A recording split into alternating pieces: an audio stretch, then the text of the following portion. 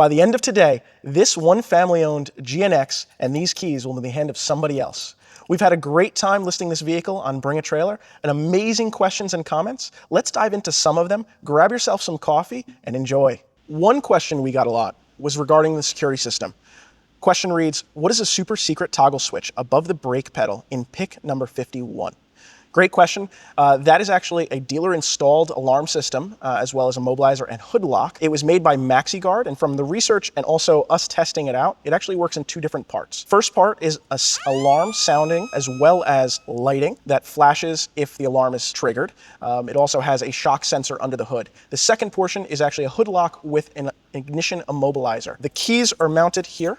You'll see the keyhole under the dash. Manny K. Motors writes in, is this original paint? Did it go in for the paint recall? From all of our research, this car is an original paint vehicle, never been repainted, and it did not go in for paint recall according to the paperwork and the stories that we have been told. Another question regarding originality came in by N. Woods 95. Are these original tires? From all indications, they are. They're original style, brand, and what we believe came on this vehicle from the dealership. Mr. Pro writes, does it have the jacket, number book, original owner's booklet, and window stickers? It does. Right here, we have jacket labeled 326, along with booklet 326,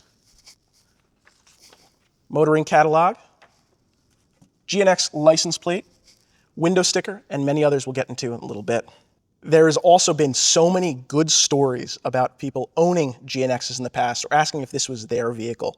Our Via 100 said, any chance this was originally in Chicago, Illinois? My friend's dad had one. We were only allowed to look at it from the doorway. He never drove it. I don't remember what number it was. Unfortunately, this was not. This car was sold originally new here in New Jersey and stayed with the original family throughout its entire lifetime. This leads us to our next question regarding the dealership group and the badge that's on the back of the vehicle. This car was purchased new at Amon's Motoring Group here in Rahway, New Jersey. We also have literature backing it up, such as sales receipts and even a deposit slip.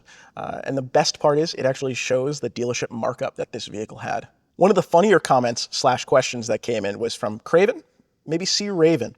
Has it been smoked in? If so, marble light box? Luckily, this car made it out of the 80s. We understand it was a different time, but made it out of the 80s unscathed. No smoke residue or smell is found in the vehicle. That's also followed by a very understandable question here by Yellow C7 Vert. Quote, it was purchased new by the current owner's late husband and was placed into storage facility there acquired in 2007. They purchased it new, but acquired it in 2007. Very confusing writing. A Holy Grail car deserves better. We agree with you there, and we're happy to explain this in a little more detail. This car was purchased by a gentleman named Thomas in Rahway, as we mentioned before.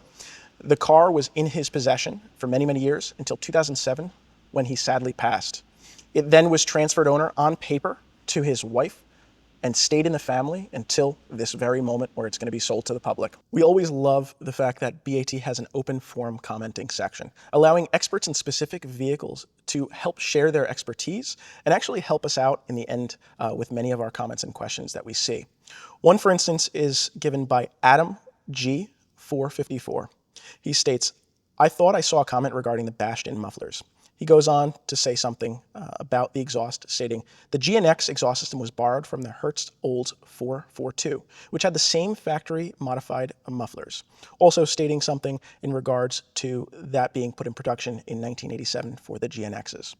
Really, really interesting, helping us out. Thank you. And there's multiple comments like that as well. We've hit most of the questions and comments, and we just want to highlight some of the other material that we've posted and that we find really, really cool for this vehicle, such as all of the factory literature, as well as receipts from 1990 to 1997 of inspections, and my personal favorite, the original temp plate that was issued from the dealership.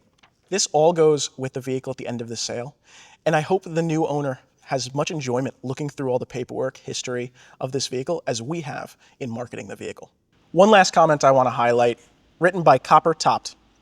Well-written questions get well-written explanations. Props to the seller at Motorcar Market USA for taking the time to answer my questions and fully break down systems for everyone. I'm getting the kettle corn ready for this one.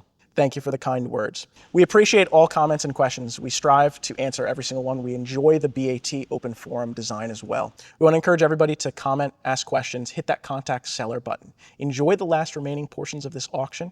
Hopefully, these keys will be in your hands and that car will be in your garage. Cheers to everyone.